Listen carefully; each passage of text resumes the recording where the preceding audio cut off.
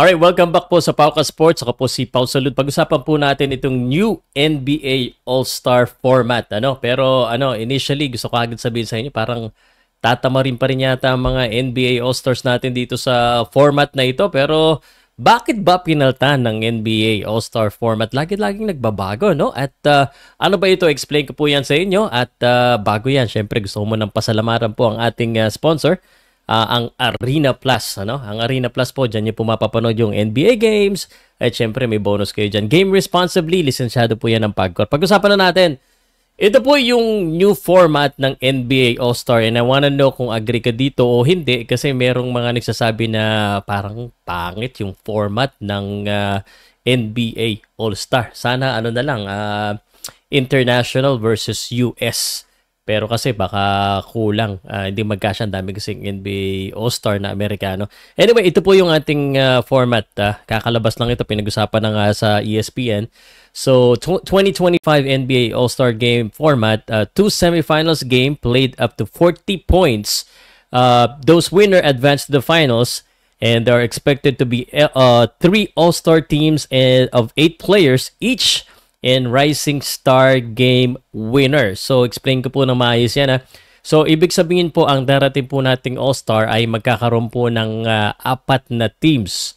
Or basically, 3 teams na tigwa-8. Yung pang-4 na teams po, kasi yan po yung Rising Stars Challenge. Yan po yung mga rookie at saka sophomore. So, they will have still their own game. At kung sino pong manalo doon, ayun po ay mapapasama po sa All-Star Games, which will be magiging 4. So magiging pagkakaroon ng back-to-back games yung winner ng rookie sophomores, or pwede pa actually back-to-back mga 3 games pa, kasi pagpasok nila sa pag nanalo sila sa Rising Star Games, makakalaban nila yung isang All-Star teams. Medyo nakakabastos ng konti, no?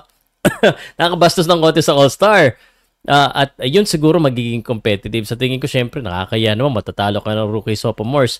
Siguro yun, siguro that's the challenge that they want. Pero sa tingin ko, ayaw talaga nilang mapahiya din yung mga NBA players na kaya ayaw nilang paghiwalayin yung European, kasi alam nila kaya yung talo ng European yung mga Americans at least right now. So basically po, bali magiging parang semifinals and then finals. Yun ang mangyayari. Tapos, hindi po siya per quarter. Ang mangyayari, yung first semifinal games, up to 40 points. Para siyang pick-up game lang. So, pick-up games, walang oras, up to 40 points. Tapos noon, kung sino pong manalo doon, so pag manaling isa sa isa, sila po up to 25 lang. So, parang feeling ko, mabibitin na naman tayo mga basketball fans sa laro na yan. So, it's not like a regular game na ating papanoodin. So, parang pick-up game na lang. At sa tingin ko, pick-up game level din ang mangyayari. Sa totoo lang, kaya naman ito nagbabago kasi syempre, parang yung mga NBA All-Stars natin lately, parang ang tatamad maglaro ng NBA All-Star. Wala ng depensa, puro tira ng outside shot. Parang wala ng competitiveness. That is the biggest problem. That's why this has changed. Dati, ang tagal ng East versus West, no? Yung competitive kasi nawala nung simula nung humina po yung East. Hanggang ngayon, mahina pa rin yung East, so kaya siguro ginawa ito. Pero sa tingin ko kaya ginawa ito, para mas medyo maging exciting NBA All-Star. Kasi lately po yung NBA All-Star is not the same. I mean, let's not talk about pati yung slam dunk contest na parang wala na rin mga stars na sumasali. There has to be a change. And sa totoo lang, I'm not sure if this would be it. Siguro, sa tingin ko, okay siguro yung rookie sumali para magkaroon ng konting konting challenge yung mga All-Star, kasi may pride yun pag natalo ko ng rookie sophomores. Siguro gawa din sila ng pangatlong team, no?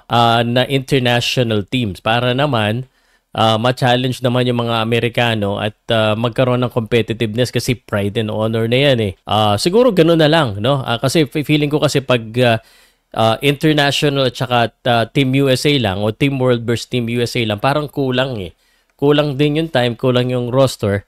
Tapos weird sa akin yung parang pick-up game. Pwede siguro half-half na lang or take to 10 minutes or bawasan ng 8 minutes kung talagang sa tingin ko kasi, bawal din maglaro ng mahaba yung mga NBA All-Star. Baka ma-injured, yun ang inaalagaan nila.